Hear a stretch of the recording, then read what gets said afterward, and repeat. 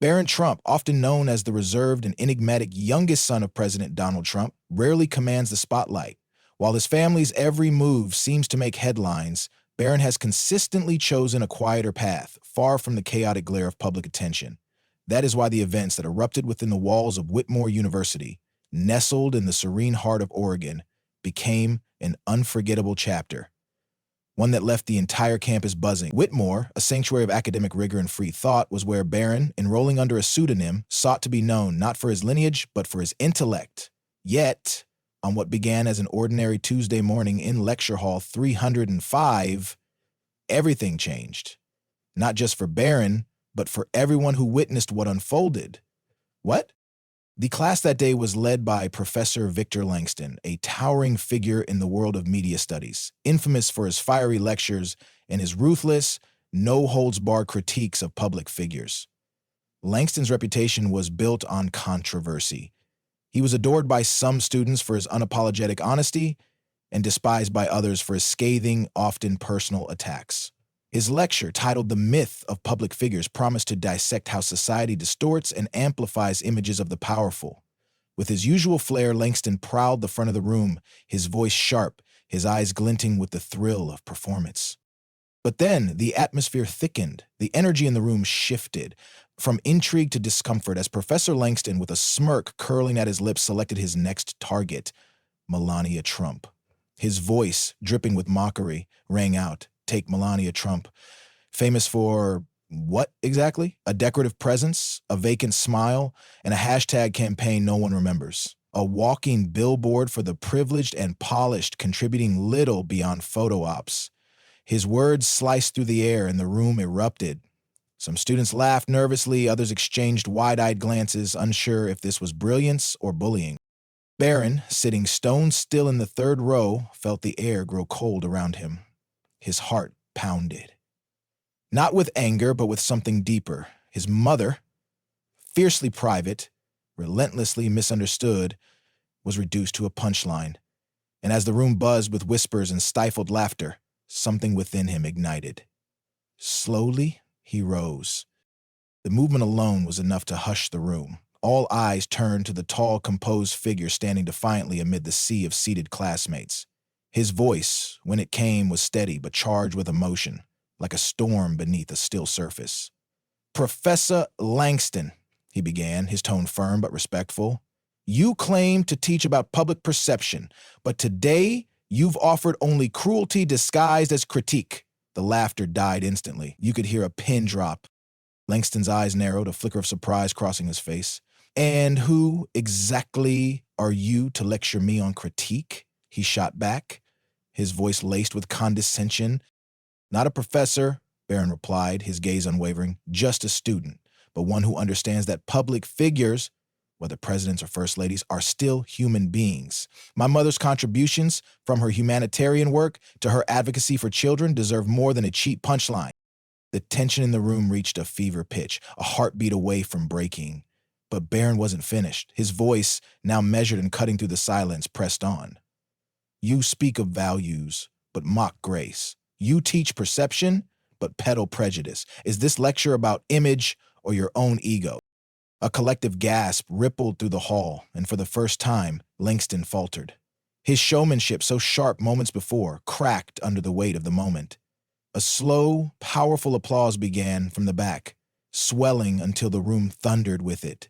Students rose to their feet, some for Barron's courage, others for the undeniable truth in his words. Professor Langston, his face tight, searched for a retort but found none, and in that charged silence he saw the shift. He wasn't the master of the moment anymore. Barron, his voice now softer but still clear, delivered the final, stunning blow. "A true educator doesn't belittle. They challenge, they inspire. You've taught us something today, Professor. But not what you intended."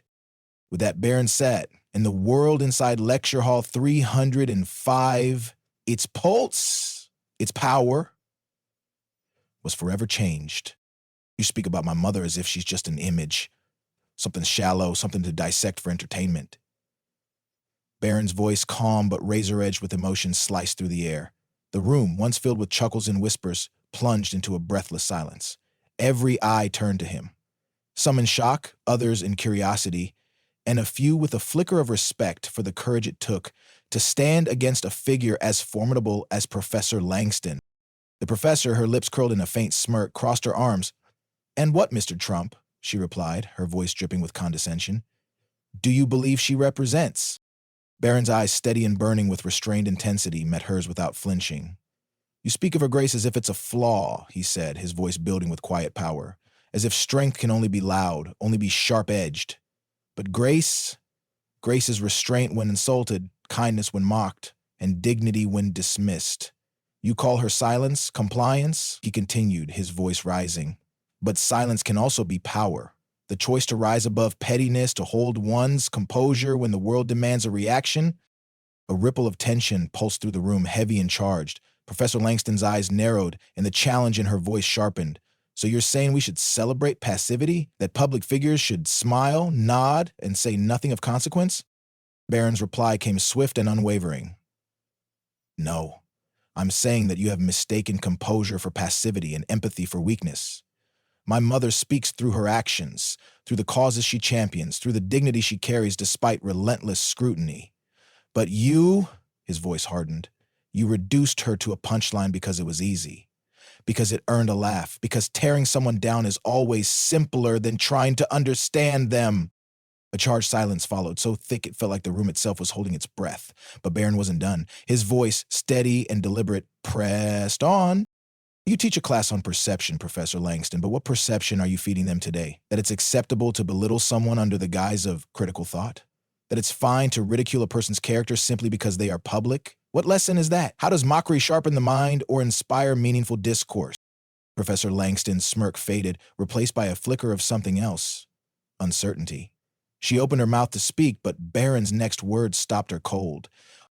"You challenge my mother's substance," he said, his voice tightening with restrained emotion. "But let's talk about yours. You preach free thought, but do you welcome dissent or just applause for your opinions? You say you provoke to inspire discussion, but what I see is performance. A performance that values the sound of laughter over the sound of a real conversation."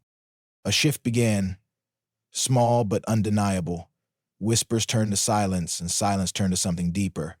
Reflection. Then, from the back of the room, a single sound. Clap. It was soft, hesitant, but it broke the tension like glass. Another followed, and another. Within seconds, applause swept through the lecture hall, a wave of recognition, respect, and something more. A shift in loyalty, from spectacle to sincerity. Langston's face, usually so composed in her domain, flickered with something rare, vulnerability. She glanced out at the sea of faces, students who, for once, weren't simply watching her, but watching him. And then, the final blow. Not from anger, but from grace. Barron's voice, softened but still ringing with clarity, delivered his final lesson. We are more than our public images. And sometimes, the loudest voice in the room isn't the one that shouts the hardest, it's the one that speaks the truth, even when it's uncomfortable. And with that, he sat. The applause roared, but louder still was the silence that followed. The silence of a room forever changed by the courage of a single voice. The silence in the room felt heavier than any lecture, louder than any applause. Barron Trump's words had stripped away the layers of performance and pretension, leaving only truth and vulnerability in their place. The students, who moments before had chuckled at Professor Langston's biting remarks, now sat frozen, their faces colored with the sting of self-awareness. Embarrassment flickered in their eyes. Had they laughed too quickly? Too thoughtlessly? The jokes had felt harmless in the moment, but under the weight of Barron's conviction, they realized those laughs had come at the expense of someone's dignity. The air buzzed with something electric, not the thrill of conflict, but the tension of transformation. The room itself felt different, as if the very walls absorbed the gravity of what had just transpired. Conversations that had been shallow seconds ago had plunged into the depths of empathy and reflection. Even Professor Langston, known for her razor-sharp wit and unshakable authority, was no longer the center of gravity. Her power in the room had shifted, not taken, but willingly surrendered to something more profound. She stood still, her usual air of superiority replaced with a visible introspection. The sharp edges of her persona seemed to soften as Barron's words echoed in her mind. She had built her career on challenging perceptions, but now she found her own perception unraveling before her eyes. The silence pressed on, thick and expectant, until Langston finally broke it, not with defiance, but with something startlingly human. Humility. "You've made me see something I hadn't, Mr. Trump," she said, her voice stripped of its usual bravado, softened with sincerity. "I wanted to provoke thought, but perhaps I crossed a line where provocation became cruelty. You're right, criticism and mockery are not the same, and I need to be better at knowing the difference." A ripple of surprise moved through the students. This was not the Professor Langston they knew, the sharp-tongued, untouchable force in the room. This was someone vulnerable, someone learning, and it was Barron Trump, the quietest voice in the room, who had brought her there. But the impact didn't end with her. From the back of the hall, a voice spoke up, uncertain but clear. "I laughed earlier," confessed a student, her voice shaking slightly, "because it was easy. But I didn't stop to think. I'm sorry." Another voice followed. "Me too. I guess it's simpler to judge people from a distance than to understand them up close." The wave grew. Students who had entered the room expecting another routine lecture now found themselves standing in something rare, a moment of collective accountability. Their faces, moments ago amused and detached, now carried the unmistakable weight of growth. Barron, still seated, watched it unfold with a quiet intensity. His heart pounded, not from adrenaline, but from something more profound. He hadn't stood up for applause. He hadn't spoken for dominance or debate. He had spoken for truth. And now he was witnessing the most powerful result of truth: the power to change hearts. The murmurs of self-reflection swirled, and then Professor Langston, fully composed but profoundly changed, turned back to Barron. "I came here today intending to teach," she said, her voice carrying the rare weight of a sincere admission. "But it seems I was the one who learned the most." The room held its breath as she continued. "Let's not end the lesson here, Mr. Trump. Would you join me for next class? Lead a discussion not just on public image, but on the line between critique and cruelty. I think we all have something to gain from that conversation." A hushed pause, and then applause. But this time it wasn't the applause of spectacle, it was the applause of respect. Raw, genuine, and deeply felt. Barron met her gaze and with a small, knowing nod replied, "I'd be honored." In that moment, something extraordinary had happened. A class that had started with mockery ended with humility. A student, once unseen, became the catalyst for understanding. And a professor, once immovable, found grace in admitting fault. But most importantly, this wasn't the end, it was the beginning. The beginning of harder conversations, deeper empathy, and a classroom where learning was no longer just about knowledge, but about humanity. And at the heart of it all, Barron Trump sat, still quiet, still composed, but now unmistakably heard. His voice had not only filled the room, it had filled their hearts. The impact of Barron Trump's words did not end when the class was dismissed. It was only the beginning. The charged air of the lecture hall seemed to follow the students as they spilled into the corridors, their usual chatter replaced by quiet reflection.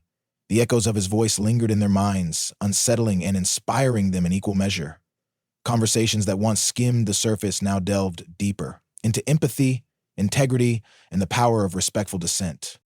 That afternoon, several students approached Barron not out of curiosity but out of admiration. "You're incredibly brave," one student said, their voice laced with sincerity. "I never realized how much strength silence could carry until you spoke up." Another added, "You didn't just defend your mother, you reminded all of us what it means to argue with dignity, not hostility." But the ripples didn't stop there. The moment, raw and unscripted, was captured on video by a classmate and uploaded to social media. Within hours, it exploded across platforms. Millions of views, thousands of comments. Headlines flashed, "When the quietest voice in the room changes everything." People from every walk of life shared the clip, some moved by Barron's courage, others struck by his composure and clarity. It wasn't just his defense of his mother that resonated, It was the lesson he gave without ever intending to, that strength and grace are not opposites, but allies. The campus buzzed with debate, but it was different now, deeper, more thoughtful. Students questioned not just how they criticized public figures, but why. How many times have I laughed at a joke that tore someone down? One student posted. I didn't think about the person behind the punchline. I will now. Even beyond Whitmore University, the conversation grew. Professors across disciplines, philosophy, ethics, journalism, began using Barron's speech as a teaching tool, posing questions to their students. Where is the line between critique and cruelty? Can empathy and debate coexist? But perhaps the most unexpected transformation was the one within Professor Langston herself. The once imposing figure, known for her sharp tongue and unshakable opinions, found herself in unfamiliar territory. Vulnerability. She spent days replaying the moment in her mind. She saw herself through the lens of her students' eyes, not as the challenger of ideas, but as the architect of mockery. And it unsettled her. So, when the class met again, it wasn't the same Professor Langston who stepped to the podium. It was someone changed. Before we continue, she began, her voice unusually measured, I owe you all something I don't often give. An apology. The room, still carrying the weight of the previous confrontation, stilled further. To Trump, she continued, turning to Barron directly. I let my pursuit of provocation become a performance. I didn't challenge ideas. I targeted a person, and in doing so, I violated the very principle I claim to teach, that dialogue must be about understanding, not humiliation. A hushed murmur spread through the room. Astonishment, respect, and something warmer. The realization that even the most formidable voices can choose humility. But, she continued, if you are willing, Mr. Trump, I'd like to turn this into something more. Next week, you and I, together, will co-lead a discussion, not about your mother or me, but about the line between critique and cruelty, about how we argue, how we disagree, and how we listen. Barron, his eyes steady, offered the simplest yet most powerful answer. I would be honored. The applause that followed wasn't just for Barron or for Professor Langston. It was for something greater, the courage to speak, the humility to listen, and the power of transformation through dialogue. The video of that class, Langston's apology, Barron's acceptance, and their shared commitment to meaningful conversation spread faster than the first. But this time, the headlines told a different story. Beyond debate, how Barron Trump and Professor Langston turned conflict into connection, but the true impact wasn't in likes, shares, or views. It was in the classrooms that followed, where students debated fiercely but with respect. It was in the conversations at dinner tables, where people considered the humanity behind headlines. And it was in every person who paused before laughing at someone's expense, choosing empathy over easy amusement. In the end, the legacy of that moment wasn't about Barron Trump or Professor Langston. It was about all of us, about how we critique, how we confront, and most importantly, how we choose to see each other. Barron had stepped into the conversation as a son defending his mother. He emerged as something more, a reminder that sometimes the strongest voice isn't the loudest. It's the one that rises from silence and chooses, at exactly the right moment, to speak. Barron Trump's story at Whitmore University reminds us that courage isn't about shouting the loudest. It's about speaking the truth with dignity and respect. In today's digital world, where judgment and mockery often spread faster than understanding, it's crucial to pause and consider the humanity behind every headline and every post. True strength lies not only in standing up for others, but also in listening, learning, and allowing room for growth. So, we ask you, how do you balance expressing your opinions while respecting others' perspectives? When was the last time you stood up for someone or something you believed in? Share your thoughts in the comments below. We'd love to hear your experiences and insights. And don't forget to click follow and turn on notifications so you never miss our latest videos filled with stories, lessons, and inspiration.